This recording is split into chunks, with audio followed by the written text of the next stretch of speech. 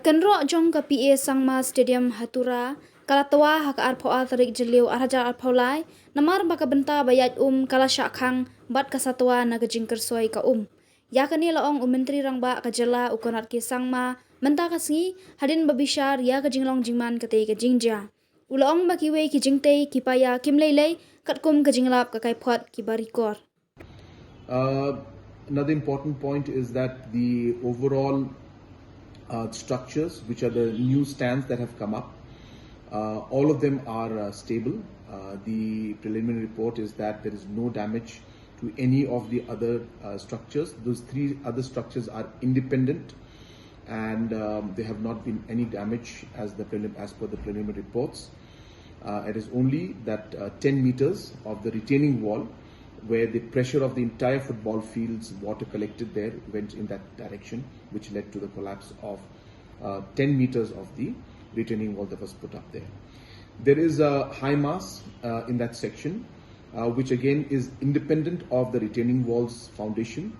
The foundation is approximately 9 meters deep, and hence the engineers have given a preliminary report that from their calculations and all the study they've done, that the high mast, which is the light out there, is stable. But as a precaution to ensure that they don't take any chance, they are further investigating into the matter, and they are reducing the weight of that particular high mast temporarily to ensure that they further go in and avoid any kind of future incident, if any.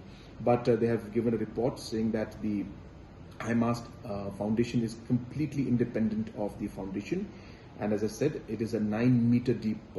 That from their calculations and all the study they've done, that the high mast, which is the light out there, is stable.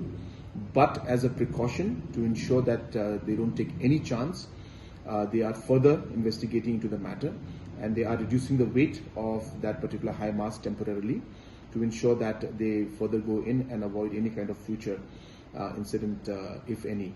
But they have given a report saying that the high mast foundation is completely independent of the foundation, and as I said, it is a 9 meter deep foundation, and hence they've given a report that it is stable. But to avoid any kind of future incidents, we are taking all the possible steps to ensure that it's stable. In the meantime, a magistrate inquiry has been put in, and the contractors and the engineers are all on the ground, and every step that is being required to take to ensure that no further damage takes place is being done as we speak. Thank you. And because of the blockage of the drainage, the water was not able to flow out, which put pressure on this section of the retaining wall, which then gave in under the pressure of all the water collecting throughout the football stadium that was there. The retaining wall, in the preliminary report that has been given to us, the specifications are as per the drawings and the entire details that have been put in, and the retaining wall has been made as per the specifications. So there is nothing wrong in the construction part. All the quality measures and all the specifications have been adhered to, and as I said, it is only because of the drainage and the leakage of the water that part was affected. But necessary measures have been taken to ensure that we stop any kind of further damage in that area.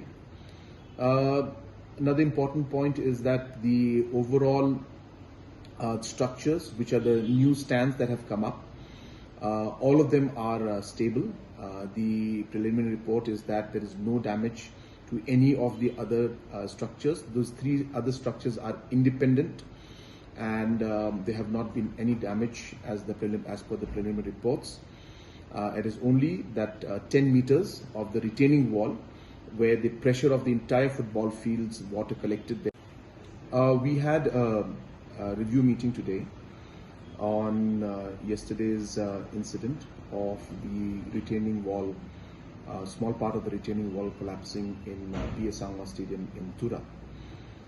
After a preliminary study by our engineers, I have been given the report by the engineers and by the contractors, that the drainage system that is there in the stadium, which was meant to allow the water to flow out, was blocked. And as you're aware that there are two parts to the stadium construction. The first part, which is the part that is complete, the football stadium, which is approximately at the cost of about 50 crores, is where this incident took place. The second part of the stadium, which is approximately 70 crores, the work is just starting. It's an indoor stadium with different facilities in it. And so the construction of the indoor stadium side was going on. And because of these activities, the drainages got blocked.